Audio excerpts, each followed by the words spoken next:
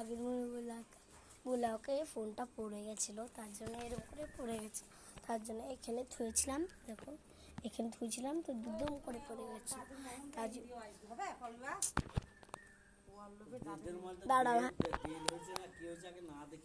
দাঁড়া একটু। আমি কি ডাক্তার না আমি জ্যোতিষী?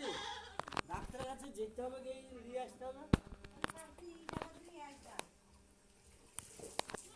একটা জিনিস বলবো, দাদা তো আসছে, দাদা আর একটু করে আছে, এইটুকু আছে। চলো আমি বলি, তোমাকে আমি কিছু দেখাইনি আমাদের বাড়ি পুরো, কেন ঘুরে ঘুরে দেখাবো তোমাদেরকে।